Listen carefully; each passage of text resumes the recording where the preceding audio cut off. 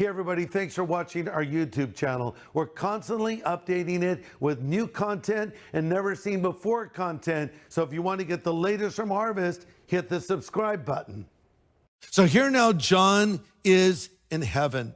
A mysterious scroll is produced. It has 7 seals on it. Look at verse 1 of Revelation 5 again. I saw on the right hand of him that sat on the throne a scroll written inside and on the back sealed with 7 seals. Now we read this and we have no idea what this even means. So let me explain it contextually and historically and then apply it for us today. What is this scroll?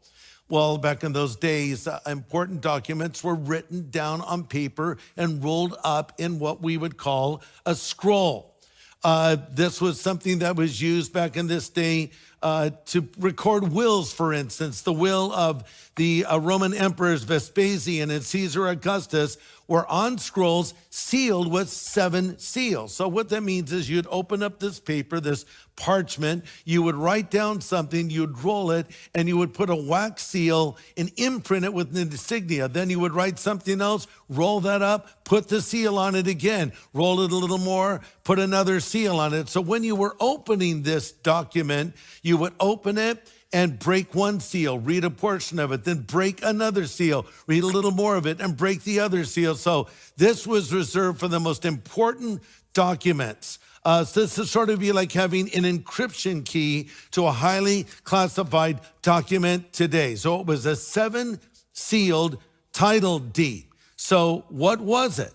What is this mysterious scroll? I believe it is a title deed of the earth. This is what Jesus has come to the earth for. This is why he was born in the manger of Bethlehem. This is why he dies on the cross of Calvary. And this is why he rises again from the dead. This is his mission to buy back, to purchase back with his blood that which was lost way back in the Garden of Eden. When our first parents, Adam and Eve, sinned, there was a curse that came upon humanity.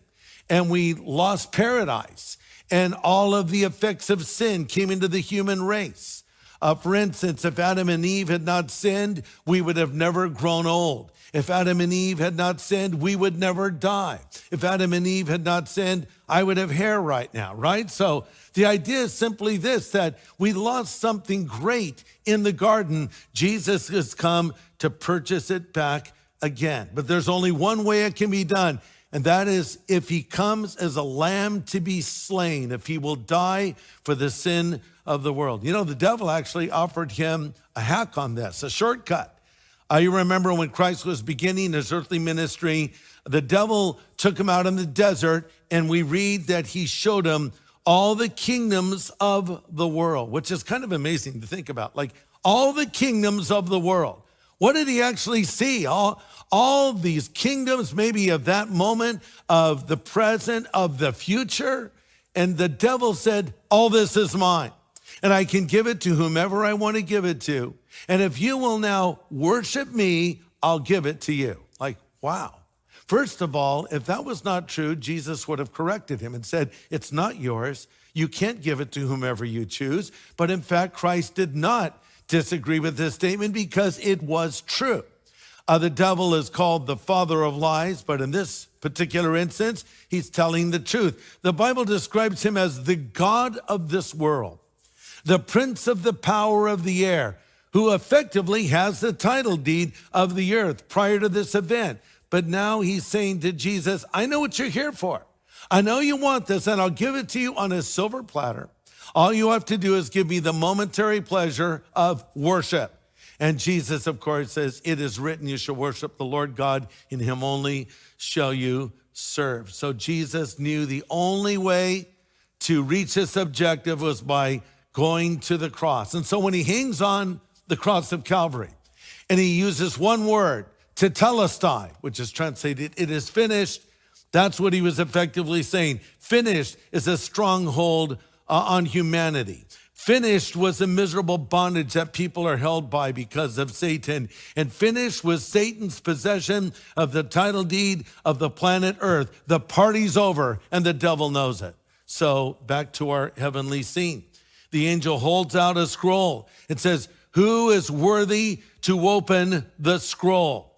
So a massive cosmic recruitment effort is taking place, sort of a heavenly Google search. Who can open this scroll? And no one is found. Now, consider there's a lot of heavy hitters in heaven. We have the great patriarchs like Abraham and Moses, and David is there. Prophets like Jeremiah, Isaiah, Elijah, apostles, Peter, James, and John, they're all there, but none of them can open this scroll. There's more angels than you can shake a stick at, including Michael, the archangel, and Gabriel, and others, but no one is worthy to open the scroll. And John begins to weep. By the way, sometimes it's said there's no tears in heaven. Well, there is, because John is weeping at this point because no one is worthy to open the scroll. No one is found here that can change the condition of the world. That means if it's not open, the suffering, pain, sickness, and death that characterize everyday life will not stop. And so John begins to weep, but suddenly there's an answer. Look at Revelation 5, verse 5. One of the elders said, "Do not weep.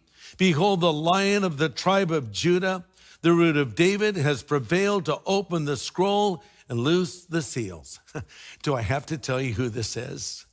The Lion of the tribe of Judah. It's Jesus himself, who's coming as a lamb. It's interesting. He is appearing as both a lion and a lamb. Jesus appears, and he now can open the scroll. Why? Because he is as a lamb who has been slain.